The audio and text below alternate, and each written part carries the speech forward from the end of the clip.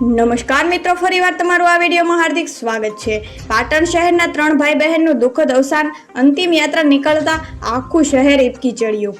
Surat Bardoli highway પર બમરોલી પાસે થયેલ શનિવાર હેપી ફેમિલી ડેના દિવસે જ સજોયેલા ગોઝારા અકસ્માતમાં પાટણના 3 ભાઈ બહેનના કમકમાટી ભર્યા મોત નીપજ્યા હોવાની ઘટના સામે આવી છે।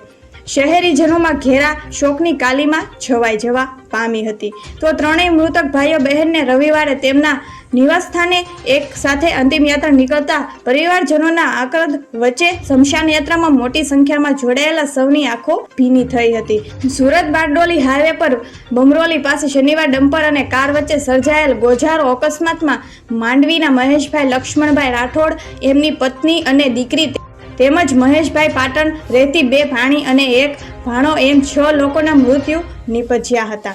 લાશનું પીએમ કરી વાલી વારસાને સોંપવામાં આવી હતી। અકસ્માતના પગલે પોલીસ ઘટના સ્થળે દોડી આવી તમામ લાશોનું પંચનામું કરી પીએમ કરાવી લાશોની વાલી વારસને સોંપવામાં આવી હતી। તો મિત્રો, જરૂરથી આ ત્રણેય ભાઈ બહેનને તમે ઓમ શાંતિ કમેન્ટમાં પાઠવજો। ઓમ શાંતિ।